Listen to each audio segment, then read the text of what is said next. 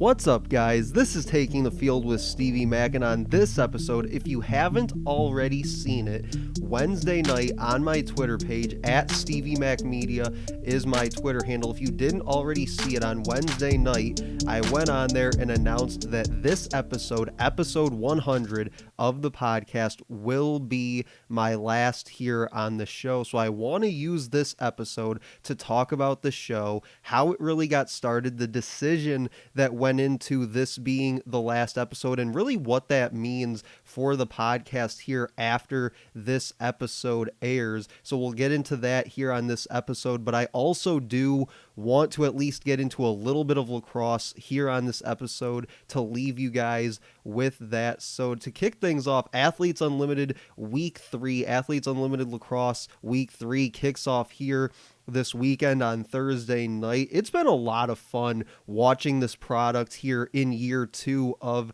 AU lacrosse this season. I mean, the rookies are just absolutely fantastic. I talked about it a little bit at the top of episode 99 a few days ago. Players like Charlotte North, Lauren Gilbert, Jamie Ortega before her unfortunate injury that looks like will keep her out of week 3 this weekend. Another fantastic rookie, Jill Girardi. I mean, the list goes on.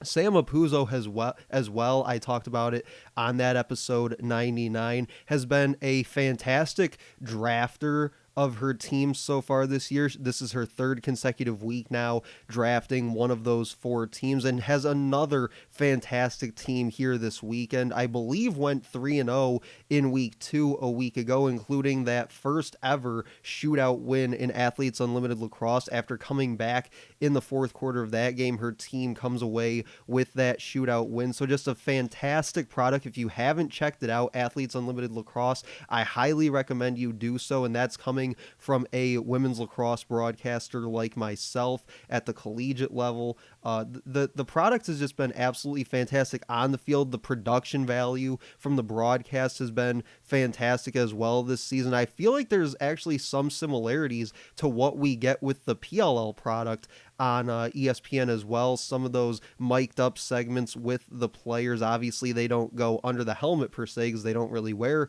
helmets obviously in women's lacrosse other than the goalies, but they do get those same kind of mic'd up segments on the field with players, and they also do some sideline interviews as well with the players. Again, if you haven't seen Athletes Unlimited Lacrosse, I highly recommend checking it out, but they do these sort of sideline interviews. They call them the chair chats, where these players sit in sort of a lawn chair, I guess is what it is, and they have conversations with them about the game and about their experience with Athletes Unlimited and things like that. So it's a very good product, and I think that the broadcasters, Courtney Martinez Connor and Joe Beninati, do a fantastic job of calling the games together as well. Joe Beninati is a true professional with calling lacrosse. So yeah, just a great product overall. And then obviously the PLL, we've seen what that is in terms of what we're getting with this ESPN deal. And again, I think it's a fantastic product, but a lot of it's also a carryover from what we saw with NBC. So a lot of that same good stuff that we've been getting from them, but the product on the field as well, same thing with Athletes Unlimited, has been absolutely exciting this year. You've got teams like the Atlas, the Whip Snakes. They've just been playing really well this year. The Chrome have been somewhat of a surprise, on a little bit of a slide as of late, but have been a very good story here through the first 2 months or so of the regular season. I really hope that they find a way to get out of that 3-game slide that they're on and can finish the regular season strong, because I've said basically from about week 3 that they are one of the 3 best teams, I think, in the PLL this year. I'm still kind of iffy on the Archers, but I'd say it's definitely been the Chrome, the Atlas, and the Whip Snakes, and then almost sort of everybody else. The Archers are still kind of wiggling their way into that conversation of top 3, at least top 4 in the PLL. But again, I think that for a while it's really been those 3 that I mentioned, the Chrome, Atlas, and the Whip Snakes, in no particular order, I guess, but just it's been such a fun summer of pro lacrosse, and that's something that I talked about on episode 99. But to get into this episode, like I said, I wanted to give you guys a little bit of lacrosse before I got into this, but really the decision for this episode 100 to be the last episode of the show. First of all, way back when I started the show, I never really thought that I'd be able to do this for as long as I've been able to do it, to get to this sort of milestone episode 100. So I'm very grateful to have been able to do that for this long.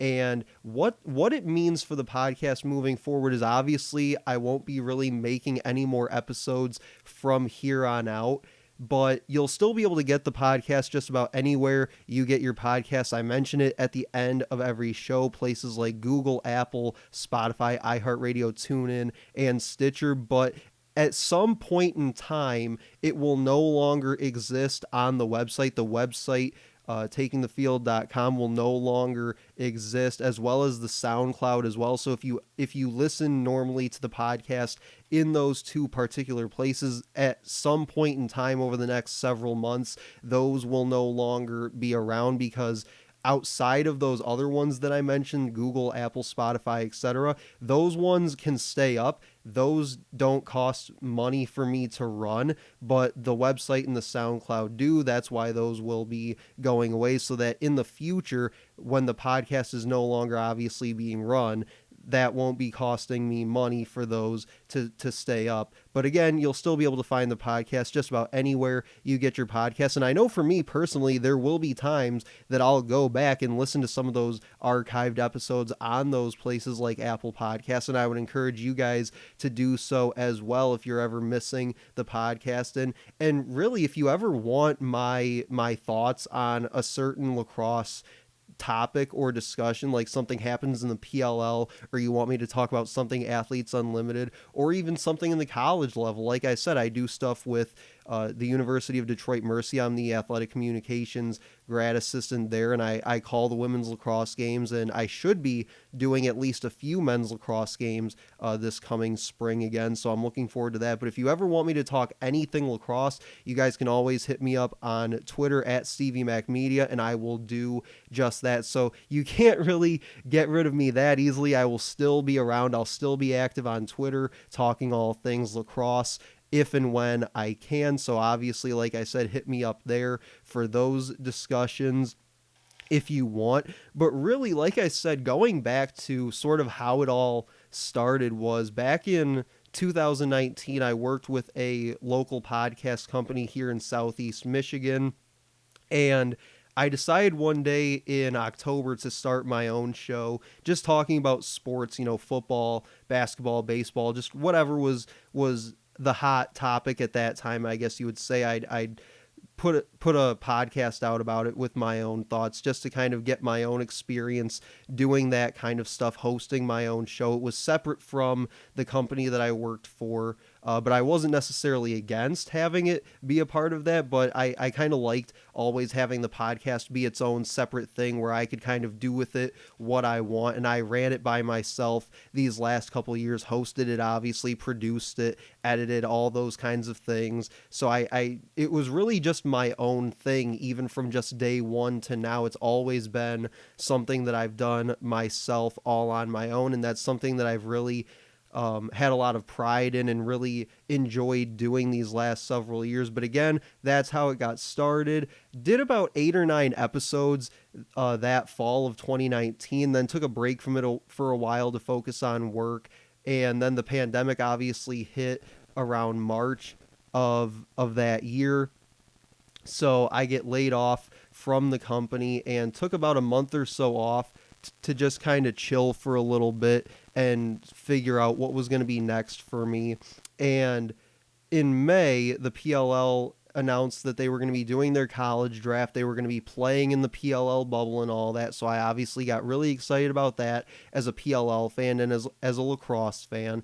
And I believe it was a few days before the PLL draft that year, I decided to bring the show back. I did a PLL mock draft show, and a few days later, after the draft was over, I did a PLL draft recap show, so that's how I brought the show back. And then throughout that summer, the show was very lacrosse heavy. It was very PLL heavy, even though it was still considered a general sports talk show at that time. But by the end of summer, I decided that because it had been so lacrosse heavy and so PLL heavy that summer, I decided to make that full switch and go to lacrosse only from then on. So for the past, I don't know, 70, 80 episodes, I would guess, it's been all lacrosse since then. And it's been a lot of fun. I've had so many good times doing this show, having so many different guests on, guys like Phil Rothermick.